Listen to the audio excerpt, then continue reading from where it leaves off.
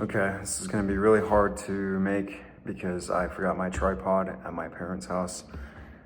So I'm kind of just recording. I have my phone just on my laptop, so I'm sorry if it's not as good as previous videos, but whatever. I wrote this down real quick on my remarkable of lessons that I learned in 2024, and I just decided why not share it, right? Also, Happy New Year. We are now in 2025, so Happy New Year, and I'm hoping and I'm praying that this year will be not only a year of success, but also a year that you find yourself and you become closer to God, you get closer to God. The first lesson that I learned in 2024, and I wrote it down, it says, having patience requires more strength than taking action. And the reason why I wrote this one down, actually a lot of what I wrote down, I actually learned from reading the Bible. I read the book of Proverbs, the book of Ecclesiastes, which was written by King Solomon. And for those that don't know, King Solomon, it's said to be the wisest man to ever live. Which in my opinion, Jesus Christ is the wisest man to ever live, but obviously Jesus is the Son of God. So the wisest man that's not God is King Solomon. But yeah, having patience requires more strength than taking action. And the reason why I'm so sure that this is true is because, in a world nowadays where we live, social media, the internet, mostly honestly just the media, right? Social media, the internet, even television, all that stuff. You're always comparing yourself. People are always like feeling like they're falling behind because they see that their friends or their coworkers or their even family members are doing this or they're doing that. A lot of times it makes us feel like we are falling behind, right? But actually, like I said, I learned this from reading the book of Proverbs. Having patience requires more strength than taking action. And I know this is true because a lot of times we want to get into doing something, right? Even though we look back and we're like, oh my God, that was so foolish of me. Why did I do that? Let's say you're at the bar or something and you're having a good time with your family and friends. And then there's just some, the crazy person that comes and just, let's say is just cursing you out or cursing out your family for no reason. But say, this person has nothing to lose versus you're with your family, you're with friends, loved ones, whatever the case is. And you know that, hey, if I beat this guy up or I, get into a fight with this person, most likely, the cops are gonna come, I'm probably gonna go to jail. And then for what? Just because this person is cursing me out for absolutely no reason. So it requires strength to be patient about that and say, it's not worth it. Let this guy say whatever he wants to say. As long as he doesn't physically attack me or attack one of my family members, I'm not gonna do anything. That requires a lot of strength, right? Because a lot of us, we don't have self-control. So we take action, right? We take action and because we want to feel like we're not backing down from that and whatnot. So so having patience requires more strength than taking action. That's the first lesson I learned in 2024. The second lesson that I learned is humanity focuses more on external values rather than internal values. And to make it more in simpler terms, I realized this, that we tend to focus more on external. External means outside values, what you see externally outside versus internally, which is, inside. And the reason why I wrote this down is because it seems like we value people based upon how many followers they have on Instagram or how many likes they get on a post. And also, I noticed that we seem to value people's success based upon how much money they have, right? it seems like we judge and we value a person by their material possessions or how much money they have, or how many followers they have on the social medias, on YouTube, Instagram, etc. So rather than, who that person actually is inside, right?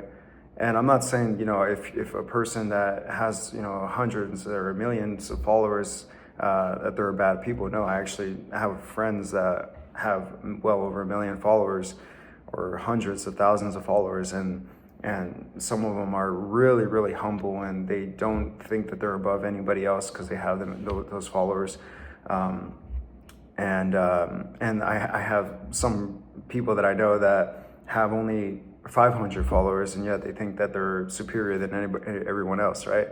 What I told myself was that I don't want to judge a person, or I don't want to, value a person just based upon how many followers or how much money they make, or, whatever possessions they carry. I want to judge a person, or I want to value a person by who they are, right, as a person, which in my opinion is more important. And I wish more humans were more like that, because, honestly, some of the best people that I know are usually the ones that don't like to share anything about themselves, right? And I try to do my best to learn about that person, and those are usually the ones that I value the most in my life, that the ones that don't see themselves higher than anybody else, and they just show respect and value everyone the same, right? And so, I just noticed that, in today's world that we live in, everyone seems to just value people more based upon their external appearances versus their internal appearances. And when I say that, I also mean like based upon their looks, or about their height, or their, possessions, material possessions, or money, or, social media following and whatnot. I'm trying to focus, and I want to focus, and I try to focus on the internal values, which in my opinion is what God focuses on, right? He doesn't care about external values. He wants to know how your heart is, right? And to know if you're a righteous person. That's all he cares about. So I am trying to do the same. The third lesson that I learned is that it's better to finish rather than start. And I wrote this down because I learned this as I really started getting into working out with my friends in track, and just even in boxing and soccer and whatnot, just in general, right, with life, right? It's better to finish rather than start. Anybody can start something. We just started the new year, right? So actually, that was another reason why I wrote this down, because for the last day of the year, I went to go do a track workout and whatnot. And I remember a lot of my friends didn't want to go, or one of my friends didn't want to go, and I told them, hey, it's not about how you start, it's about how you finish, right? So, I think that anybody can start. I'm pretty sure there's a lot of people going to the gym right now. They're probably telling themselves that they're gonna start going to the gym. They're probably there working out, starting the year strong. But in my opinion, it's not about how you start, it's about how you finish, right? So, if you can continue to do that all year long and actually work towards your goals and actually finish, to me, that is way, way better than starting. Obviously, starting is a first step, and it's the first step to the right path. But it's always better to finish, and always tell yourself, I need to finish no matter what. And I think about this a lot whenever I'm doing a track workout, actually, because I remember sometimes, when I'm running, we're trying to hit a goal and whatnot, I'm just really exhausted, and I just want to stop running. And my mind, I start battling my mind, and I'm pretty sure a lot of you guys that run know exactly what I'm talking about. But I always tell myself, no, I just need to finish. I need to finish. I don't care If I have to crawl there or if I pass out, like I just need to finish. And a lot of times that's what really like helps me, and it honestly has helped me the most with improving, my times and just my overall endurance and whatnot. So third lesson, it's better to finish rather than start. The fourth lesson is it's better to be poor, and I got this is literally from the Bible, from the book of Proverbs, and it says, it's better to be poor and honest than to be dishonest and rich. And the reason why I wrote this down is now that I'm in this, real estate world, real estate investing, and, I have a lot of people that I know that are entrepreneurs and whatnot. I see a lot of people that, lie their ways in, to get money and whatnot. So it's just very sad to me that people are willing to backstab people. People are willing to lie, and they're willing to just try to cheat their way into making more money or coming up top or looking like, they're up top, then just because they want to be rich, right? So in my opinion, it's like, I personally would rather be a person that's honorable and honest of what I do, right? And this kind of goes back to the internal value, me having that internal value, knowing that, hey, I didn't cheat my way up top, or I didn't lie my way up top. To me, there's more value in that than being a rich person that cheated their way up, right? Or they lied, or they did whatever to get that money, dirty money or whatever. So yeah, that's just another lesson that I learned, that it's better to be poor and honest than to be dishonest and rich. And I honestly couldn't agree more. I tell God all the time, like, hey, because money changes you, right? A lot of people, when they get money, they just like want more of it. They're never satisfied, so they want more, and they're willing to do whatever it takes to keep getting more. And so that's whenever money becomes your slave, right? Or you become the slave of money.